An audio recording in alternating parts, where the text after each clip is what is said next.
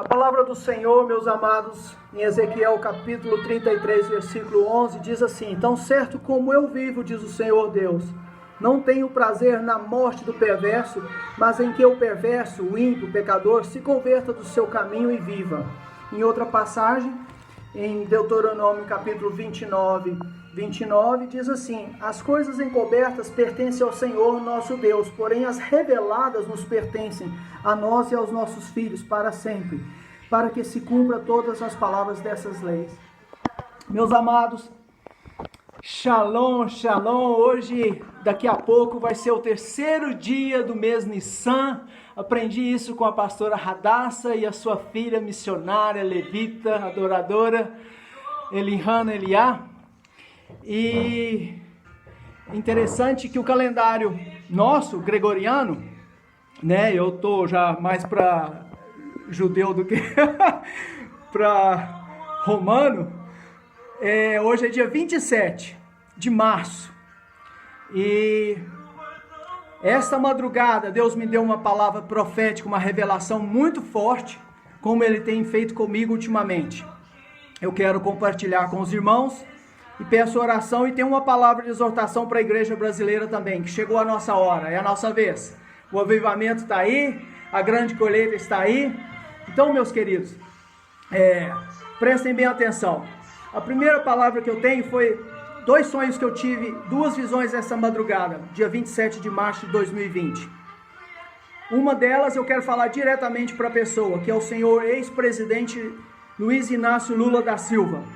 Você vai morrer em breve.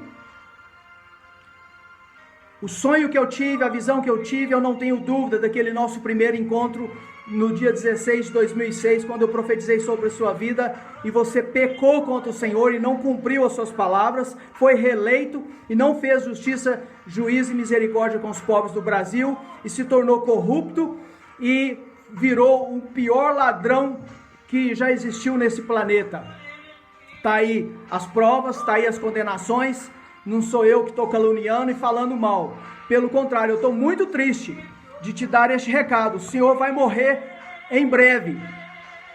O sonho que eu tive, senhor Luiz Inácio Lula da Silva, nós estávamos, sabe aqueles bancos de minério, aonde corta na montanha, igual a Vale lá em Itabira? Nós estávamos ali e tinha uma reunião de mais ou menos umas 500, 600 funcionários, todos aqueles macacões, aqueles uniformes cinza, ali esperando o Senhor, que o Senhor estaria no palanque, que foi montado ali, para fazer um discurso e ser aclamado o presidente da Vale.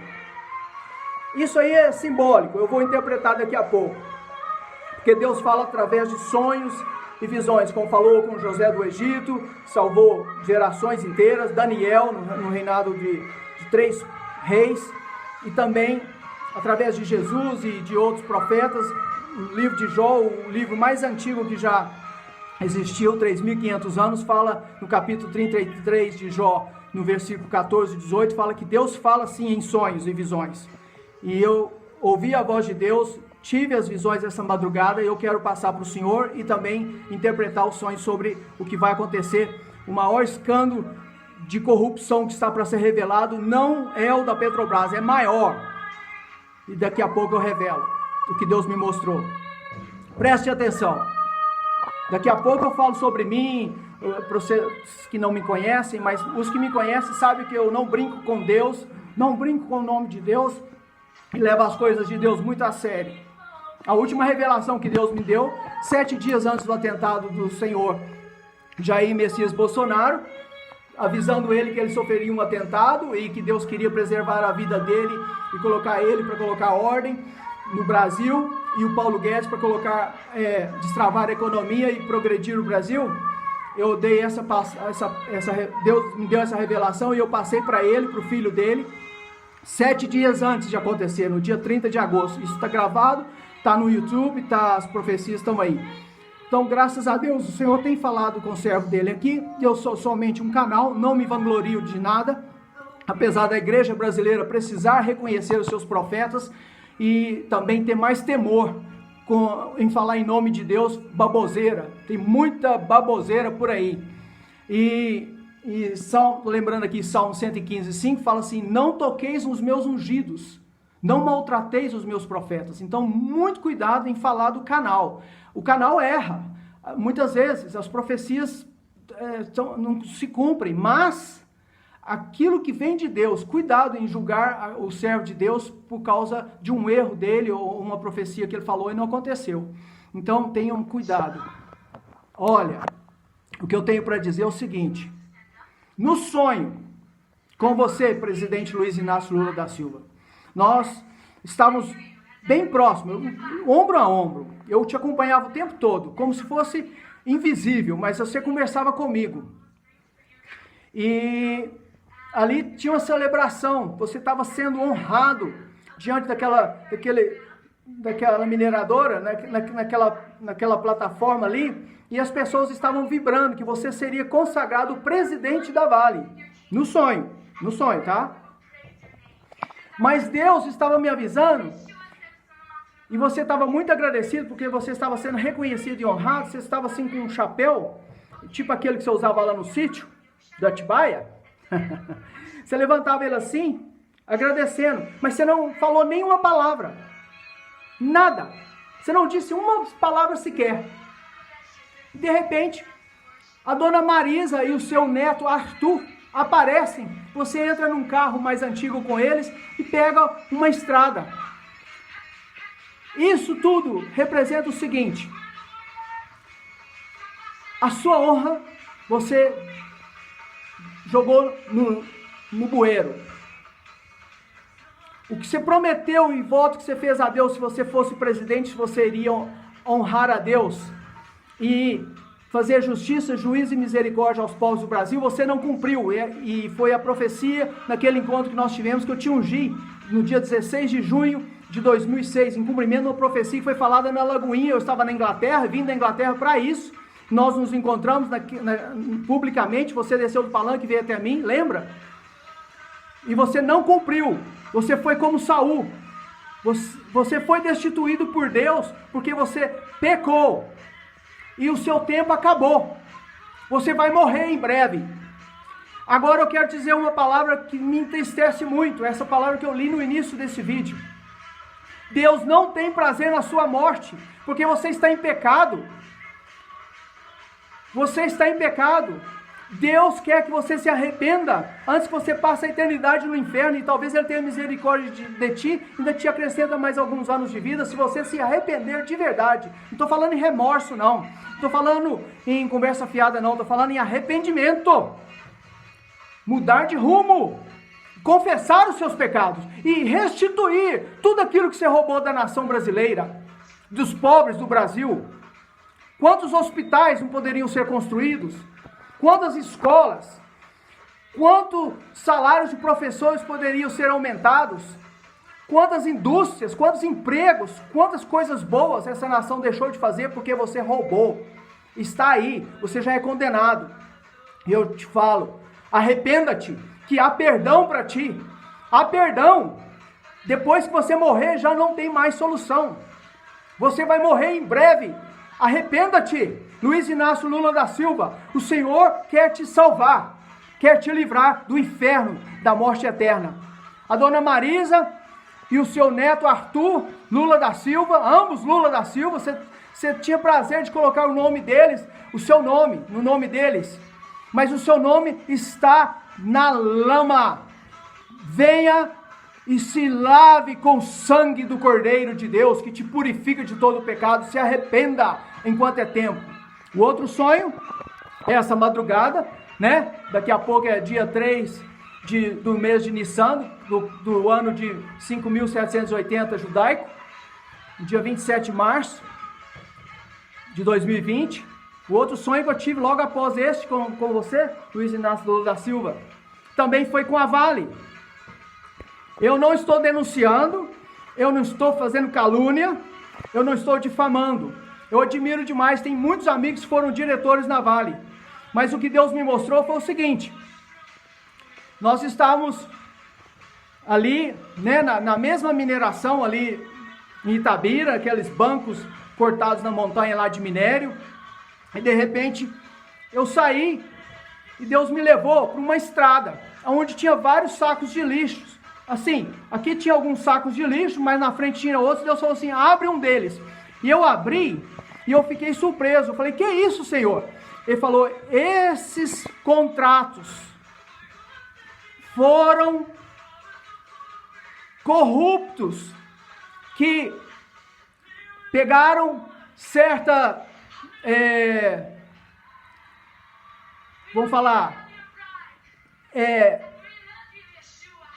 como é que fala, navios de minério que foram para outros países, que foram exportados, mas foi uma cota, isso, a palavra certa, foi uma cota destinada para partidos corruptos, que o senhor Luiz Inácio Lula da Silva está afiliado, e outros também, do ex-presidente Fernando Henrique e outros partidos, recebiam cotas de minério que eram exportados legalmente, e ali eu estava com um calhamaço de contratos e notas fiscais, tudo ali registrado, só que o dinheiro foi parar nos partidos políticos e na mão de corruptos, através de offshores. E aí apareceu um senhor temente a Deus, que trabalha na Vale, talvez um dos diretores lá, que é temente a Deus, e sabe de tudo. Ele falou assim, João, me ajuda, aonde você achou isso? Eu falei, eu vou te mostrar. E aí apareceu um advogado ancião,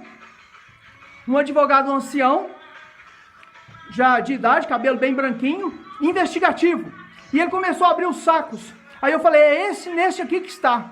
Abrimos e pegamos aquele calamaço. Ele falou tudo o que eu precisava para desvendar toda essa corrupção na empresa Vale, mineradora Vale, que será pior do que o da Petrobras. O que foi encoberto por todos esses anos de cotas de minério que foram exportadas, foram vendidas, mas o dinheiro não entrou na empresa. Ele entrou em contas lá fora e foi desviado para a mão de corruptos aqui no Brasil. E aí vocês já sabem, né? Então, esses foram os dois sonhos que eu tive essa noite com o presidente Lula e em relação à Vale. E estão ligados, tá bom? Estão ligados. E depois eu quero falar mais um pouquinho sobre mim. Eu não sei se eu tenho tempo, se eu vou conseguir gravar ou publicar isso hoje, dia 27 de março de 2020, mas o recado está dado. Bom, o que eu tenho a dizer e compartilhar para aquelas pessoas que não me conhecem é que há 39 anos atrás, eu era um jovem rico que tinha sua moto importada da Holanda, o seu carro zero, trabalhava em cartório, desde os 14 anos era independente financeiramente, mas eu recebi, quando nasci, vários imóveis, porque tinha uma profecia sobre a minha vida em relação ao padre Dom Bosco, da Itália, e trabalhar com os pobres, ajudar os pobres. Eu queria ser médico, eu ia estudar com 15 anos nos Estados Unidos, aí mamãe morreu com 11 anos, eu tive que trabalhar, mas aí, quando me converti, Deus falou assim, pega os seus imóveis, pega os seus bens, pega a sua moto, pega seu carro, sai do cartório, larga a faculdade e segue-me, dá para os pobres e segue-me. Eu obedeci. Algumas pessoas acham que eu estava ficando doido.